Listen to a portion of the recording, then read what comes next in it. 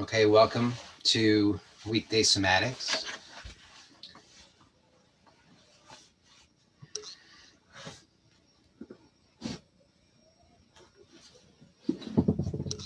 Meanwhile, I organize my stuff here. Okay.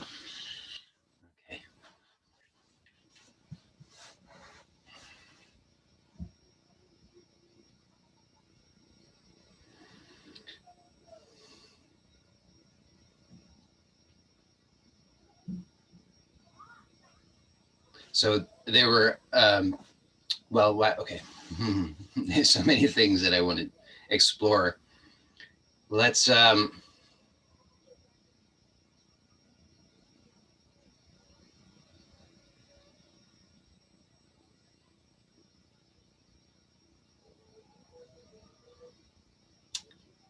let's let's start by finding a posture that we believe that we can inhabit for the next 30 minutes. It's always a good starting point. When in doubt, um,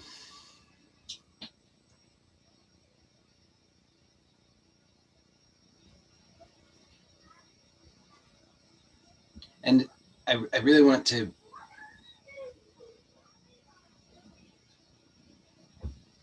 clarify uh, what is to me a very key point in this type of exploration, to at least my experience, in order to, I'm interested in receiving maximum benefit for the minimum input. Okay, so it's like maximum efficiency.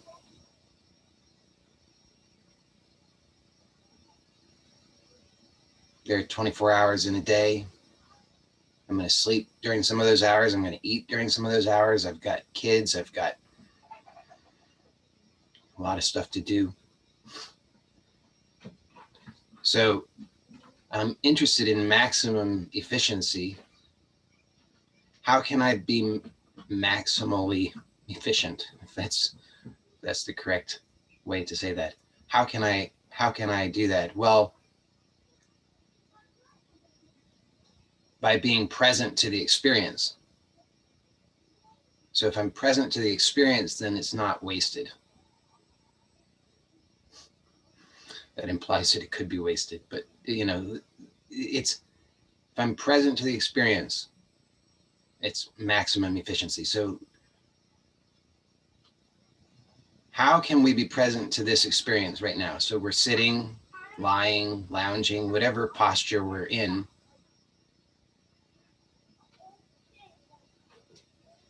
How can we maximize our benefit from this by being present? What's the process for doing that?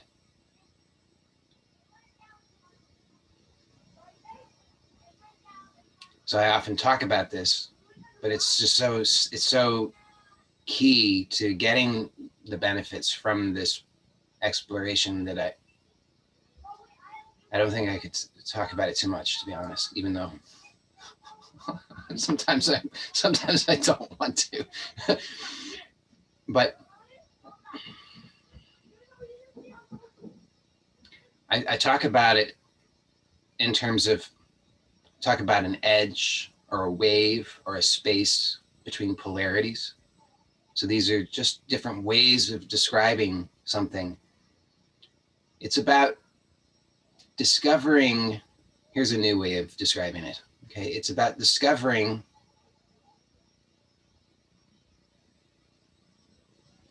what is neither pushing ourselves nor zoning out.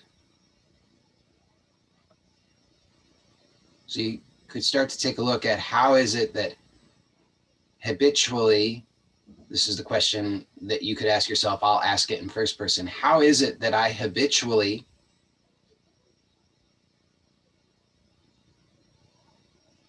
work make effort not to be present. There's a way in which I do that, or there are ways in which I do that. And I'm proposing that the ways in which I do that, probably the ways in which you do that, involve either zoning out. We don't recognize it as such, so you have to look to see. You're not going to think that initially you're not going to recognize that it's zoning out. You're going to think that that's normal. You're going to call that normal waking state, normal me. You'll think that that's you being present, but I'm telling you, there's another possibility. It's not that.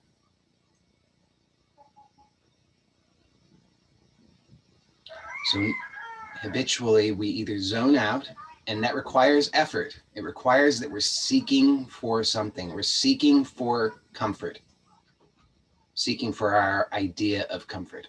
So we're seeking to reproduce some prior state that we called comfort. It was not comfort. It was not true. It was always a lie. But we're seeking to recreate that. It requires effort. We don't recognize it, but we can recognize it. So that's one end of the polarity. The other end of the polarity is I'm going to push. So for those of you who are here live, you participating in the messenger group, you probably saw some of the conversation. Maybe you were here for my careless mention of Wim Hof yesterday during the Q&A, which sparked some conversation, some curiosity, which is nice. And some of you pointed out that you can see that tendency, that habit of pushing, striving. It's like I'm gonna snap myself out of this haze, out of this confusion, out of this numbness, out of this unconscious state. So you don't recognize it as unconscious, but somehow you do. You know that, oh, something's been off. I've been unconscious. So you flip to the other polarity, which is I'm going to do something about it, right? I'm going to go to the gym. I'm going to start running. I'm going to eat well. I'm going to start getting up early. I'm going to do a miracle morning.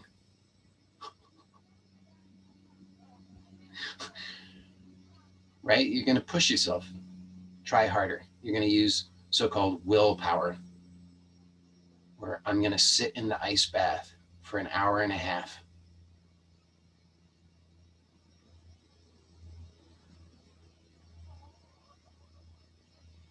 Now, those things, I'm not suggesting that they're inherently bad.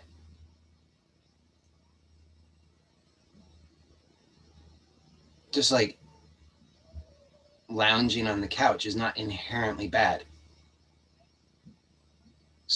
Sitting here is not inherently good. What I'm proposing is that whatever we're doing is, the doing is of secondary importance. The primary importance is, am I present? And what I'm proposing is that this inquiry that we're all participating in presently, right now, okay, is exactly that. Am I present? The edge, the wave, the space between the polarity, what is neither this nor that, is neither of the habitual indulgences of the polarity. That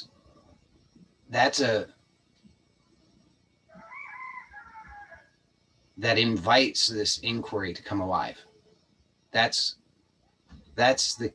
me, that's the key. It's an invitation for the inquiry to be alive.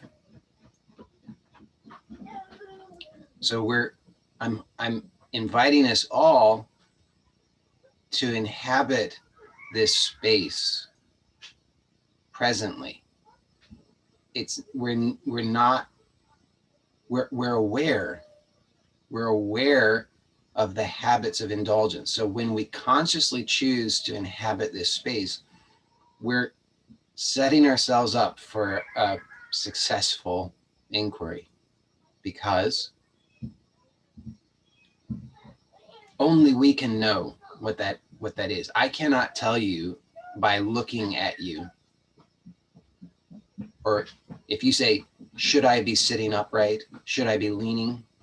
Should I be doing this for half an hour? Should I be doing it for 5 minutes? Should I be lying down? Should I have my eyes closed? I can't tell you the answer to that, but you can know. And the reason that I can't tell the answer is because there is no answer. The answer is of no real value.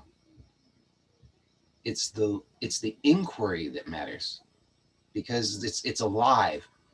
We're refining, you see, we're refining that awareness and the recognition of that space.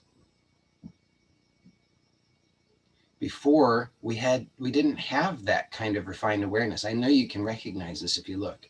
You didn't have that kind of refined awareness. That's why you couldn't do what you're able to do now. Many of you are telling me of things that you're able to do now that you weren't able to do before, or that you didn't think you could do before.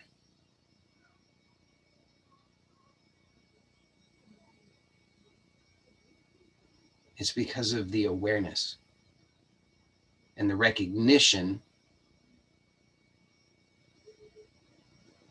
of this space that is non-indulgence.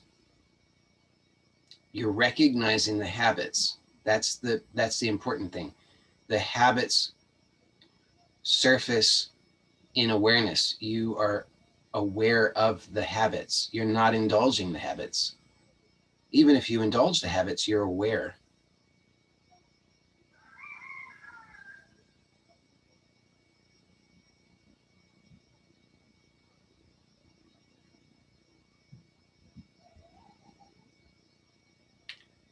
So I'd really like us to explore that in a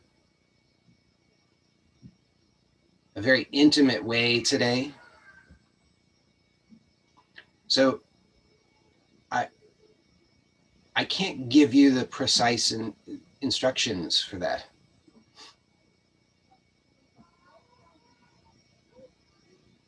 Because it's going to appear different for each of us, right?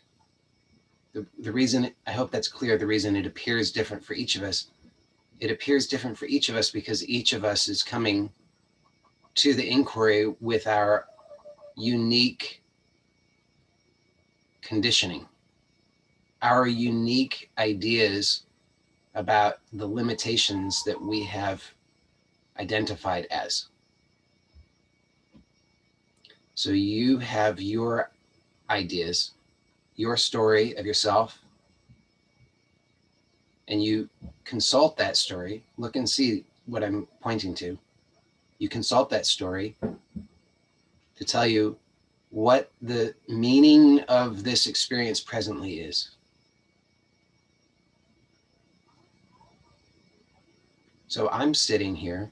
I'll just give you the, and as I'm speaking, I hope that you understand this is we're in it.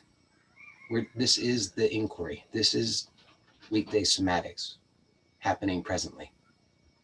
So observe if you're zoning out,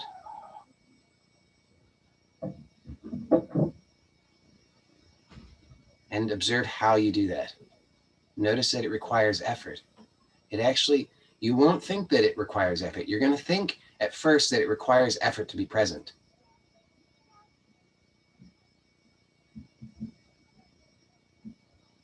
But don't believe that. This is so important. You will, when you recognize what I'm pointing to here, this will be a very, very huge thing. This applies at all levels, physically as well as spiritually, mentally, emotionally. So you can, I give you my word, what I'm pointing to here is very, very important. You will start to recognize, when you see this, you'll start to recognize this at all levels. You'll see how it is that you hold yourself physically.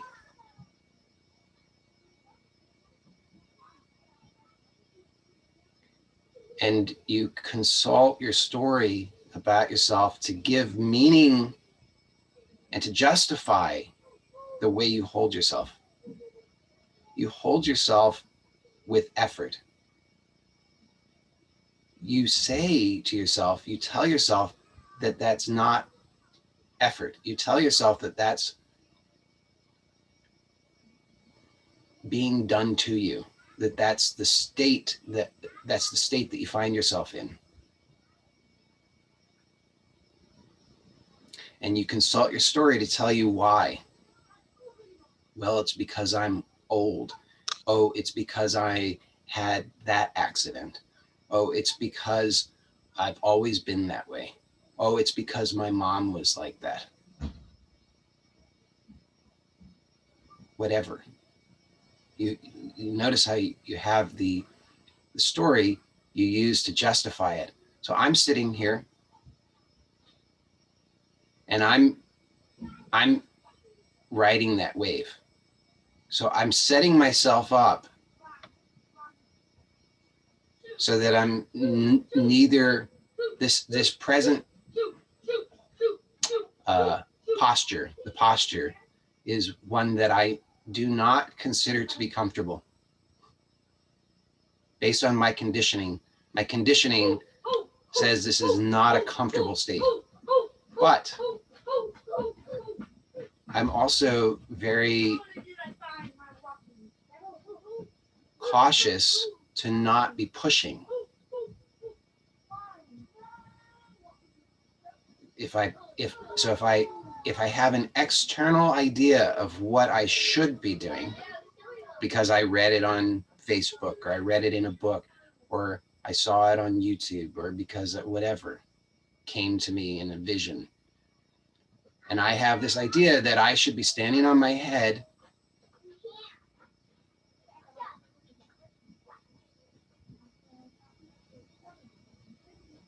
on a nail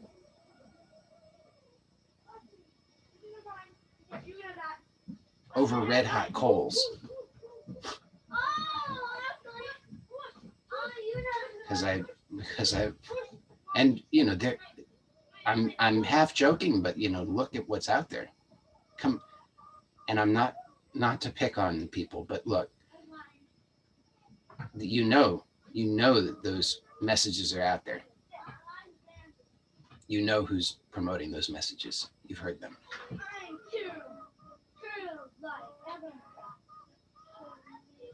Now, maybe that's appropriate for some people sometimes.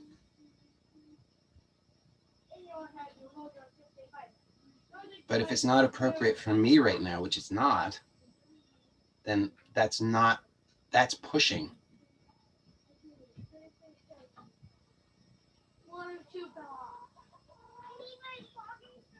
I have to be really honest that I'm not going to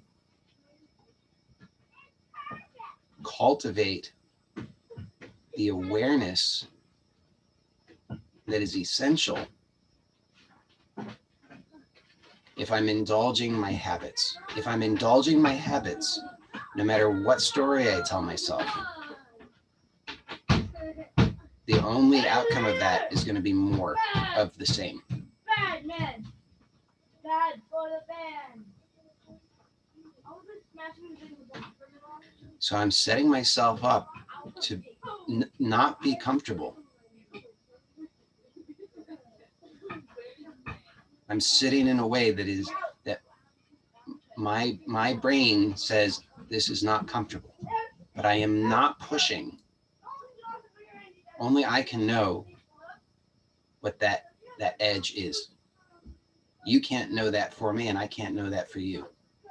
but you can recognize it for yourself. Now, the edge moves like a wave.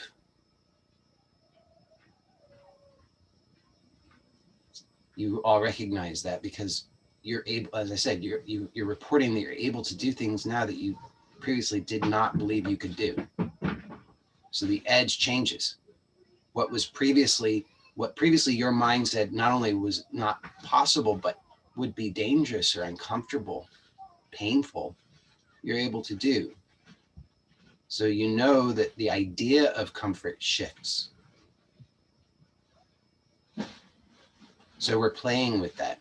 We all can see and recognize to some degree how in our conditioned state, that our conditioned state has over time become more contracted in many ways. But we can soften and release that. And we do that. I'm proposing that one reliable, fairly safe way to do that is what I'm describing here. To put ourselves into a posture that is neither comfortable nor painful.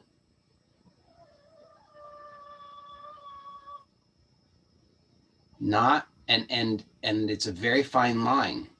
Am I enduring? I have to be honest about that, because it's very easy to fall over the edge into endurance.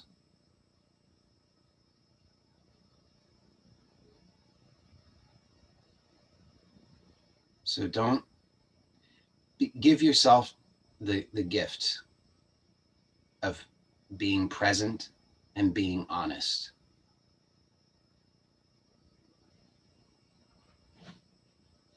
And the benefits flow from that. So we're going to take that was a long bit of lecturing. But it's also, if you're really accepting the invitation, this is, you can hopefully recognize that this is somatic inquiry. We're present to the experience. So let's take the rest of our time together to continue to inhabit this posture, and let's discover how still we can become.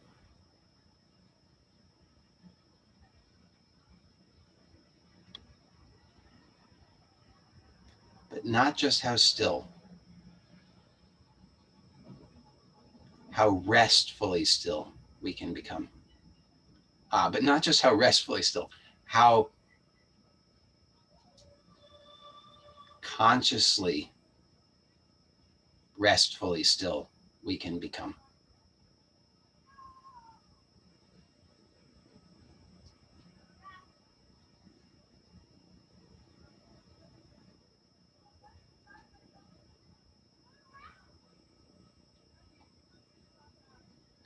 That's quite a challenge.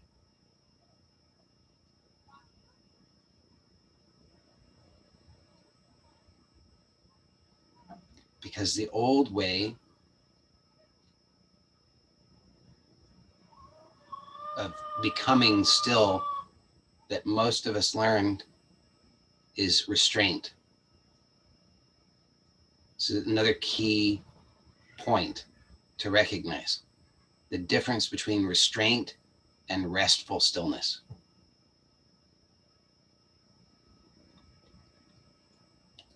And I'm proposing that the majority, if not all, of the habits that we have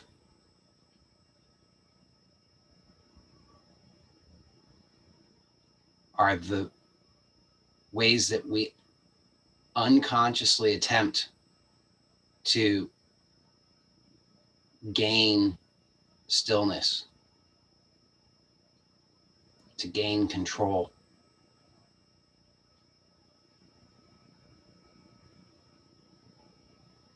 So you can observe how it is that you use your tongue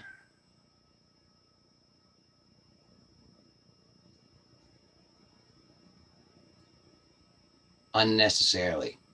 So you need to use your tongue to speak. You need to use your tongue, I believe, to eat. Maybe not, probably. Certain activities that you need to use your tongue for. But do you need to use your tongue to be here?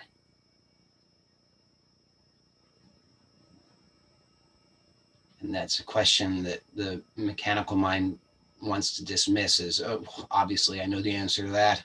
I don't need to use my tongue to be here. Done, got the right answer, move on to the next thing. But look, don't take the answer as being of any value, because it's not. It's what the question is pointing to. Do you need to use your tongue to be here? Now, observe that you are here, and observe that the tongue habitually is doing all these things. Let the tongue come to rest consciously. Be aware of the habits. Be aware of the stories that arise as you don't indulge the habits. And be aware that you remain even as you are not indulging the habits. Even as the tongue comes to rest.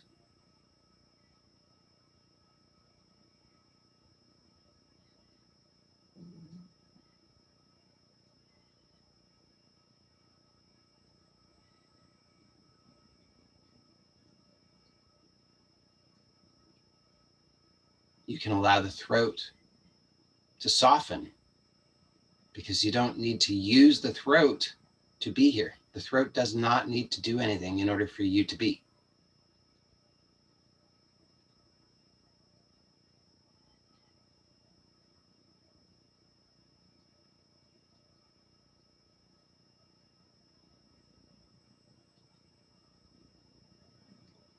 Does the forehead need to be making any effort for you to be?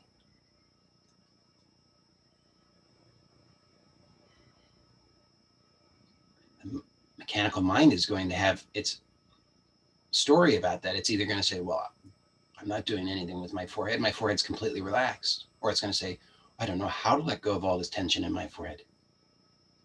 But again, rather than giving false value to the answer that comes from mechanical mind, which is always just looking to assert its rightness, isn't it? Ooh, look at me, I got the right answer. Look how great I am. Instead, let's be interested in true fulfillment, which we know we're not going to find in the mechanical answer.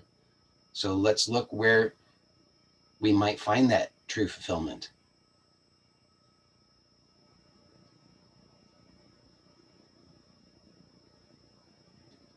So whatever the mechanical answers are, let them come and go, and just look to see what this question is inviting you to discover. Do I need to use my forehead, do anything with my forehead to be?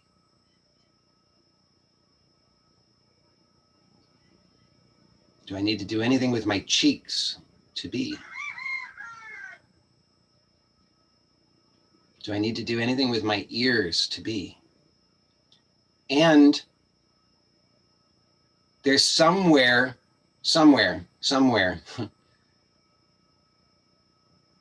in your bodily awareness that your mind is, if you allow it, it will start to scream at you. I need to do something. I need to fix this. I'm going to break. I'm going to fall over. I can't bear it anymore. I can't do it. So look to see what you're doing. See how the mind proposes all these scary stories.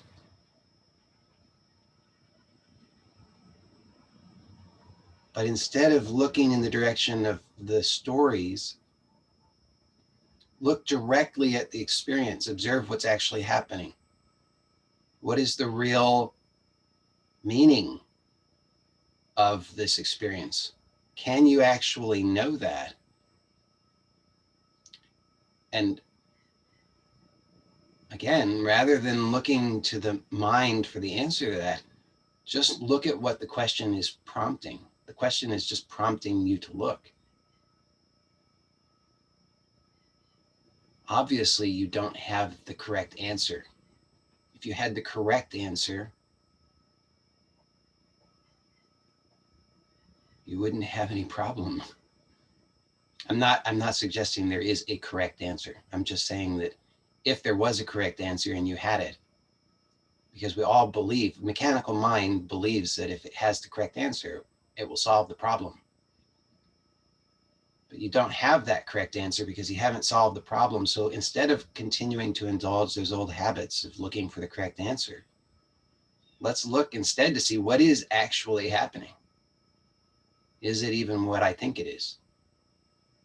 What is the meaning of this sensation? If I don't just look to the answers that surface, which are all empty and meaningless anyway,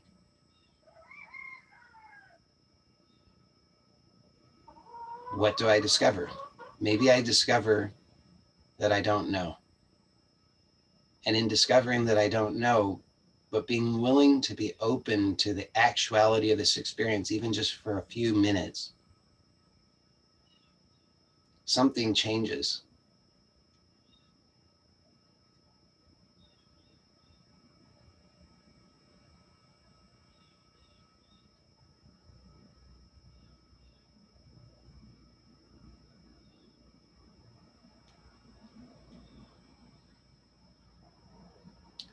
So let's begin now to consciously transition from this formal inquiry. Notice what those words prompt. Notice how you react to those words. Notice how you were still gripping, and now you perhaps let go of that gripping because you had permission. Now we're going to transition. Oh, whew. So don't overlook that and don't condemn yourself. Don't judge yourself. Oh, look at how I failed. Look at what I was doing wrong. No, you are aware. You're aware. See, you're aware of that habit. I'm not pointing it out to say, look, shame on you, bad you. I'm saying you can be aware of this. And in being aware of that, you discover something rich. You discover some new possibility. You discover, even if you don't consciously recognize it yet, I'm promising you that just in seeing that, just in seeing the habit,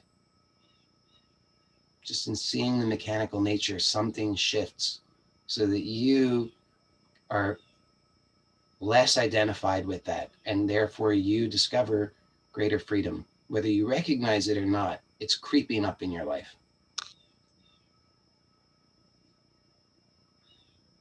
And it's just by observation, just through seeing and giving ourselves permission to inhabit this space.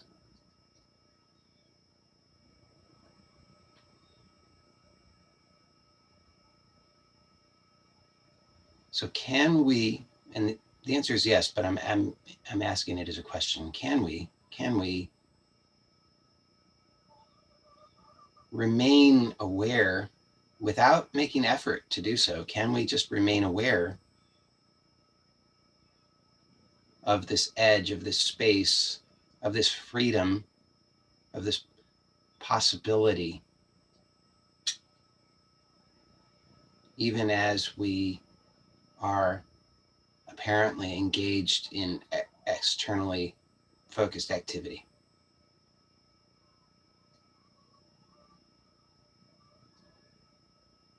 So what is the transition? That's a really great thing to look at. What is the transition? What's transitioning?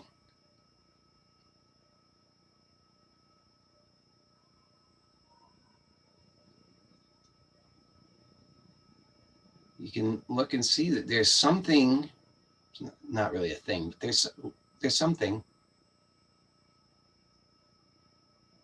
that is unchanging. You've heard that before.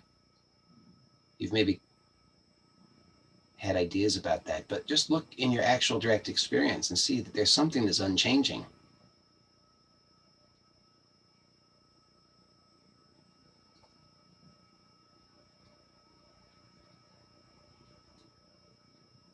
Where clearly all change comes from this, which is unchanging.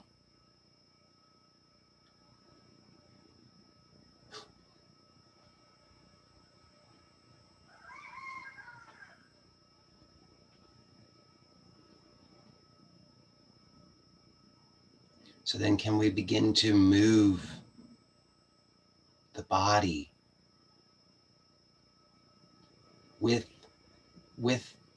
without disturbing our awareness of what is not changing? So let's do that. Can we begin to actually move? Can we move the body without disturbing our awareness of that stillness? Find out. Can you do that? Find out right now. Can you move out of this posture without disturbing that awareness?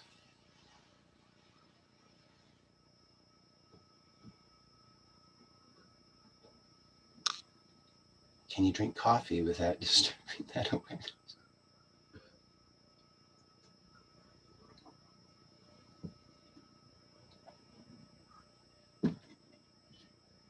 And maybe, hopefully, you can see what I'm pointing to is this possibility that our whole lives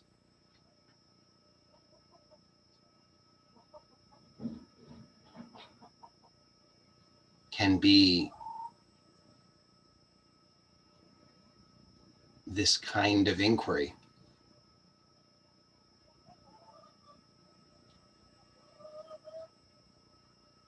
The deeper inquiry, the core of the inquiry is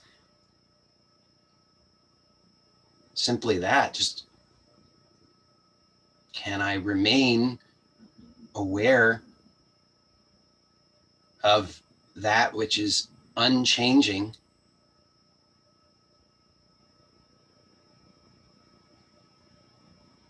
even as activity is apparently occurring?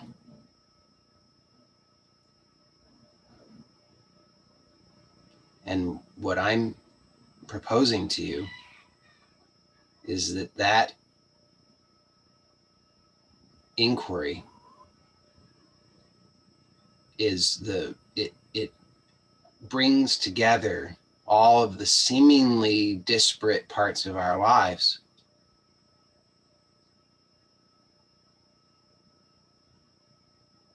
and enriches all of them, rather than us chasing after things.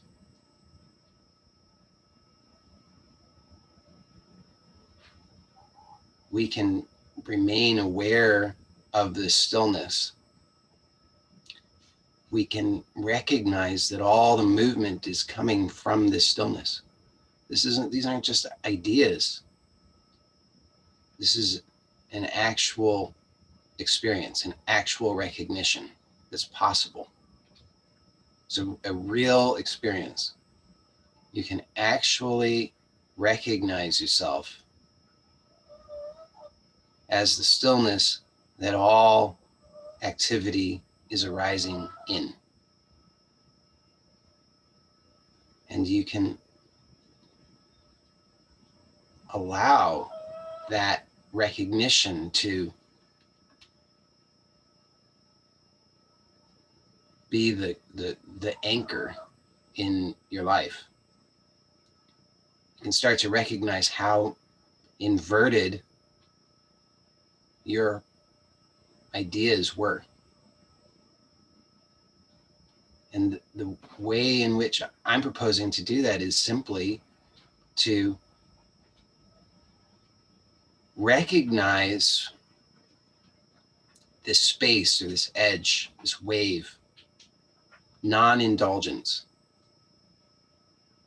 and to recognize that this is something that is always available. All we have to do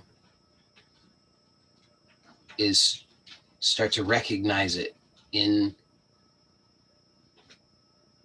all the ways that we didn't recognize it. So we do that. I'm proposing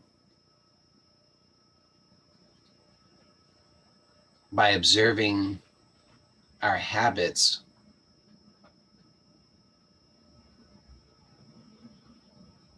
If we just observe the habits, we necessarily are aware. So I'll end the recording momentarily for the formal part of the inquiry. For those who are here live, we'll stay on for the Q&A. And for anybody who's watching the recording, I'm happy that you joined us. Bye for now.